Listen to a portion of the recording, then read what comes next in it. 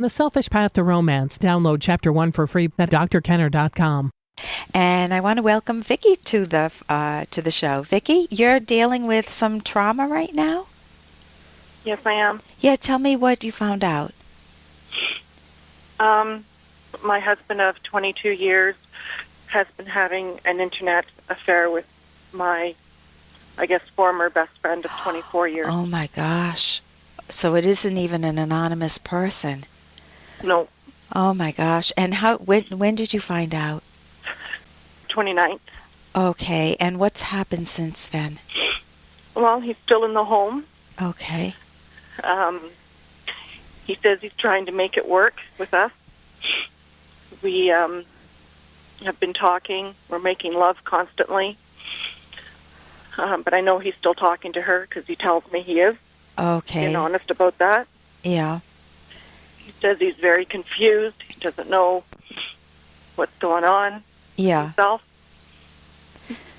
Okay. The key person that I'm worried about right now and concerned about is you. What is most on your mind? Where do you most need the help? Trying to make the marriage work. Trying to get this stuff blocked out of my head so I can figure it out. Okay. Trying to get what blocked out of your head? That he's still talking to her. Okay. So notice the main issue is trust. He betrayed you. Yes, he did. So did she. And she betrayed you. Were you still having a friendship with her during this period? Oh, yeah. We even spent a week on holidays together. And so you have to review everything. You know, what went on during that holiday? Were they seeing each other secretly? When you say an internet affair, was it sexual? Yes. Was it emotional? Was it... Emotional, because they're in different provinces. They live 3,500 miles away from each other. Okay, so when you say emotional, was it I love you? Was it tender? So when I say they had not had sex, had they been graphic about sex, what they wanted to do with each other? I don't know.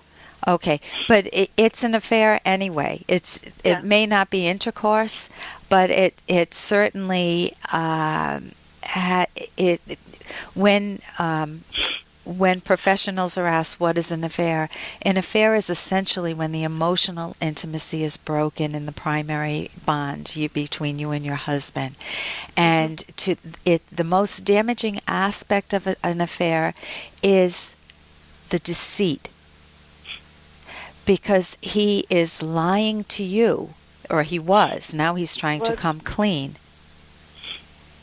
Yeah, but he still hasn't given her up. And if he still hasn't given her up, then you need... Are you getting any therapy at all for yourself? I'm starting to. Okay. This weekend. Let me read something, the opening. I'm going to recommend a book for you because my guess is what you've been going through since you found out is that your world has been turned upside down, inside and outside. That's an understatement. Okay, I understand, and I won't understate it in a second. You have kids also? Yes, we have a 15-year-old daughter and an 18-year-old son. Oh, and you know what the trauma is there? They're just discovering learning about romance, aren't they? Yes, they are. And do they know this is... I can't imagine they don't know because kids have antennas. They know. Okay, so they're getting a different... At the moment when they should... Your husband has done so much damage. It's not that he didn't... If he wanted to divorce you openly, that would be traumatic, but it wouldn't be what he's done here. And your former best friend, I'm assuming she's a former best friend now. I'm going to read you something. There's a woman who wrote a book. It's on my website, drkenner.com. And the book is After the Affair. And the book is called, the subtitle is Healing the Pain and Rebuilding Trust When a Partner Has Been Unfaithful. It's by Dr. Janice Abrams Spring. I want to read you one of the opening lines that she has in this book. Okay. Because she is speaking directly to the pain that's felt on the discovery of this type of an injury, which is one of the top stressors you'll ever go through in life. So here it is. When I was 15, I was raped. That was nothing compared to your affair. The rapist was a stranger. You, I thought, were my best friend. When I first uncovered your secret, I stopped feeling special to you. But on a deeper level, I lost trust in the world and in myself. And Dr. Spring goes on to say, there's no way to prepare yourself for the crushing revelation. Your view of your life and the world you live in may be ripped apart. Whatever self-assurance and security you felt in the past may now seem naive or false. Where have I been, you ask yourself? Do I live on this planet? Your mind and body are likely to be in shock. Gone is your fundamental sense of order and justice in the world. Gone, too, are your sense of control over your life, your self-respect, your very concept of who you are. You may feel abandoned by everyone. A stranger to yourself, you may swing wildly from one extreme to another, determined and confident one moment, humiliated and needy the next, battered by feelings so intense that you may wonder, am I going crazy? I want to assure you that you're not. That in fact what you're experiencing is a normal and appropriate response to an acutely traumatizing experience. You're reeling not only from the loss of the integrity of your relationship, but also from the loss of an illusion that you're special to your partner and that the intimacy you thought you shared with that person would last forever. In the face of such shattering news, it would be strange if you didn't feel that loss. Yep, that's pretty much it. And so the main thing I want you to hear, I have worked with many, many, many couples who have gone through affairs. And I want you to know that you can heal from it. I've seen couples that feel pulverized at the beginning, or one partner in the and I've seen them grow from the experience. Sometimes they separate, very often they divorce. It's very hard to repair the rupture that occurs. That book is very good, and when you're ready to heal, I've written a book with my co-author on valuing yourself in a relationship, and it's called The Selfish Path to Romance, but it's not selfish the way we typically think of it as the mean person. It's self-esteem, self-valuing. It's how to love with passion and reason. So that's the second book you could get. I first would get the affair book, though, and then when you want to put the pieces together again and when you're ready for it, you could read the other book, and your kids could read the other book at any time.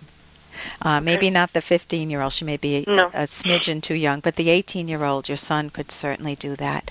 I think that would be helpful. So listen, I wish I could give you a hug through the phone, because I've been with so many people who've been through this. I know the pain, or I won't say I personally know the pain, but I've seen the pain, and I think the book will be a tremendous help for you. You don't have to stay with him. Value yourself. It's your life that you want to nurture. Do you think it's crazy that I want to still make it work? You can work with that a little bit if you'll get guidance. I think when you read the book, it'll give you a lot more knowledge, and you'll decide then whether you want to make it work.